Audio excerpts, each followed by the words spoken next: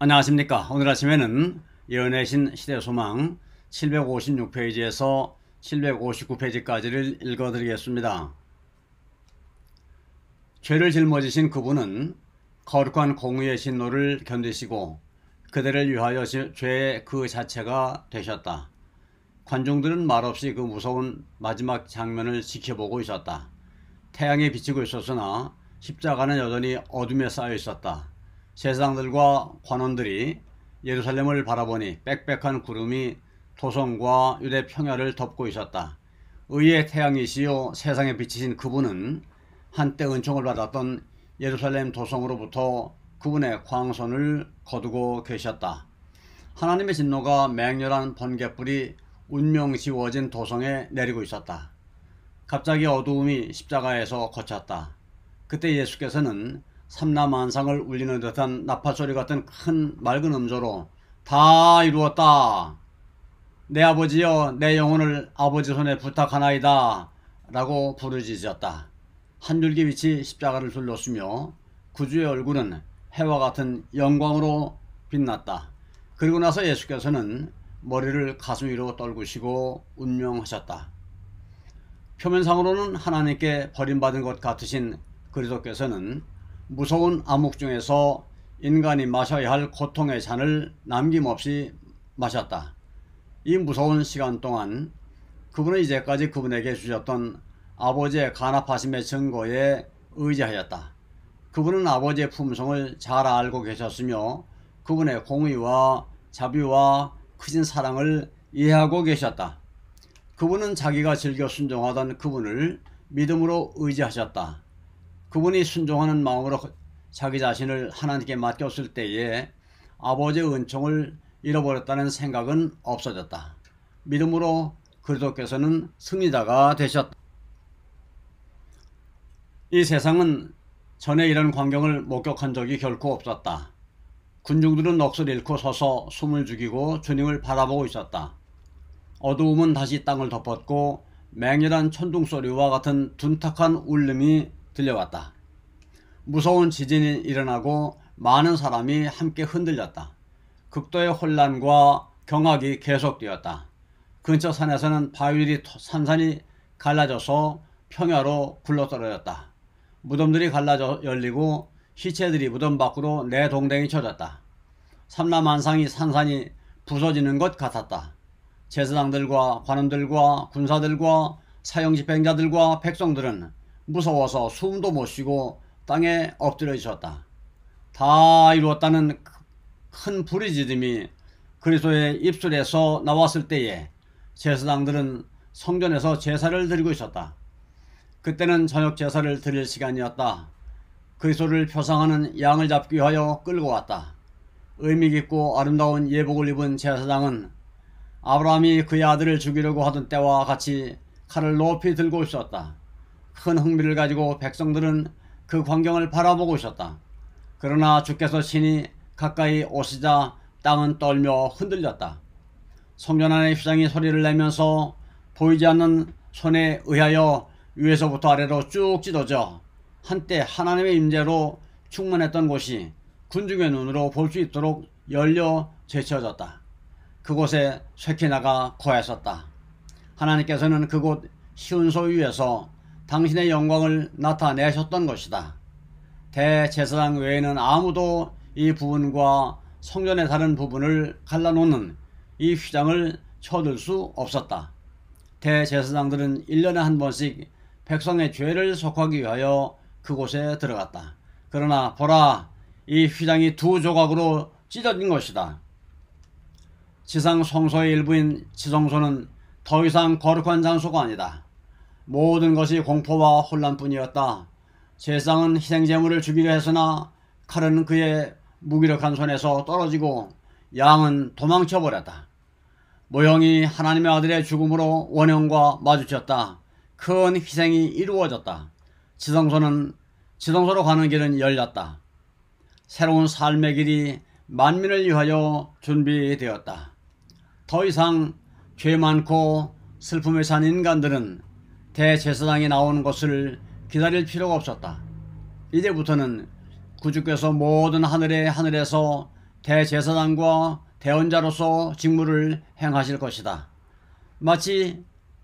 이것은 마치 예배하는 자들에게 힘있는 목소리로 다음과 같이 말한 것 같았다. 이제 죄를 위한 모든 희생과 제사는 끝났다. 하나님이여 보시옵소서. 두 너의 책에 나를 가리켜 기록한 것과 같이 하나님의 뜻을 행하러 왔나이다 는 당신의 말씀대로 하나님의 아들이 오셨다. 그분은 아직 자기 피로 영원한 속죄를 이루사 단번에 성소에 들어가신다. 제79장 다 이루었다. 그리스도께서는 당신이 이루러 오신 사업을 완수할 때까지는 숨을 거두지 않으시다가 임종을 하시면서 다 이루었다고 부르짖으셨다. 싸움은 승리로 끝났다. 그분의 오른손과 거룩한 팔이 그로 승리하게 했다. 그분은 정복자로서 당신의 깃발을 영원한 고지 위에 꽂으셨다. 천사들이 기뻐하지 않았겠는가? 온 하늘은 구주의 승리에 쾌가를 불렀다. 사탄은 패배했다. 그는 자기의 나라를 잃어버렸다는 것을 알았다. 다 이루었다는 부르짖음은 천사들과 타락하지 않은 세계에 깊은 의미를 던져준다. 위대한 구속사업의 성취는 우리뿐 아니라 그들을 위해서도 요긴하다. 그들은 우리와 함께 그리스도의 승리의 열매를 나눈다. 그리스도께서 죽으시기 전까지는 사탄의 성격이 천사들과 타락하지 않은 세계에 분명하게 나타나지 않았었다. 대반역자는 매우 교묘한 속임수로 자기 자신을 가리웠기 때문에 거룩한 존재들도 그의 본질을 파악할 수 없었다. 그들은 그의 반역의 성격을 분명히 알지 못했다. 스스로 하나님을 대적하지 나선 사탄은 놀라운 능력과 영광을 지녔던 존재였다. 루스벨에 대하여 주님은 너는 완전한 인이었고 지혜가 충족하며 온전히 아름다웠도다 라고 말씀하셨다. 루스벨은 덮는 그룹이었다. 그는 하나님의 존전의 빛 가운데 서 있었다. 그는 창조함을 받은 피조물 중에 가장 높은 지위에 있었으며 하나님의 목적을 우주에 나타내는 데 있어서 첫째가는 존재였다. 범죄한 후에 그의 속이는 능력은 더욱 기만적이 되었기 때문에 그의 정체를 알아내는 일이 더욱 어려워졌다. 이는 그가 하나님과 함께 높은 지위에 있었기 때문이었다. 사람이 조약돌을 땅에 던지는 것처럼 하나님께서는 사탄과 그의 동조자들을 쉽게 멸망시킬 수 있으셨으나 그렇게 하지 않으셨다. 반역을 함으로 정복해서는 안된다.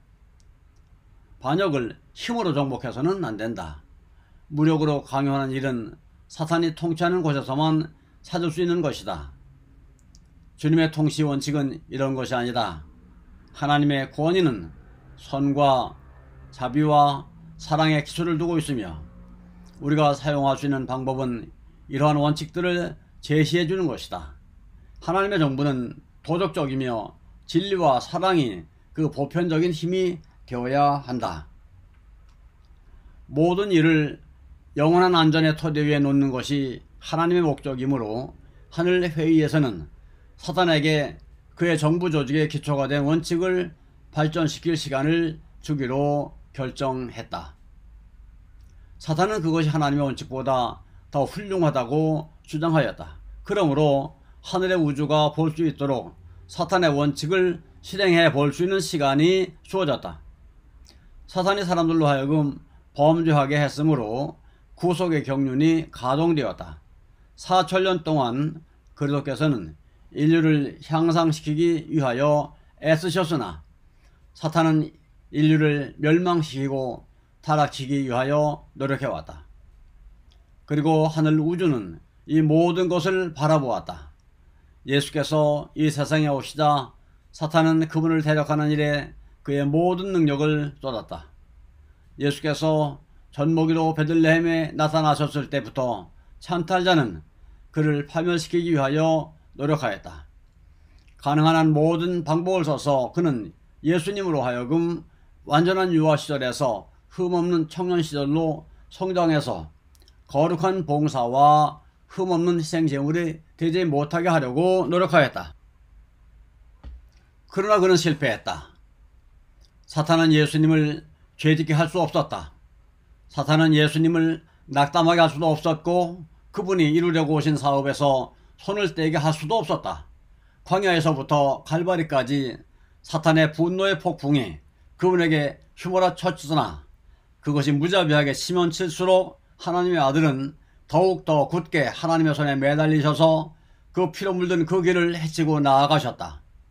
그분을 억압하고 정복하려는 사탄의 모든 노력은 그의 흠없는 품성을 더욱 더 순결하게 빛내줄 뿐이었다. 온 하늘과 타락하지 않은 세계들은 대쟁투를 목격해왔다. 큰 흥미를 가지고 그들은 투쟁의 마지막 장면까지 따라갔다. 그들은 구주께서 겟세마네 동산에 들어가시는 장면과 그의 영혼이 엄청난 어둠의 공포 때문에 기가 죽는 것을 바라보았다. 그들은 내 아버지여 만일 할만하시거든 이 잔을 내게서 지나가게 하옵소서 라는 그분의 비통한 부르짖음을 들었다. 아버지의 임재가 거두어졌을 때에 그들은 죽음과의 마지막 대쟁투에서 오는 엄청난 슬픔 때문에 탄식하시는 그분을 바라보았다. 땀구멍에서 흘러나온 피땀이 물방울처럼 땅에 떨어졌다. 아멘. 감사합니다. 오늘 아침에는 여기까지 읽어드렸습니다.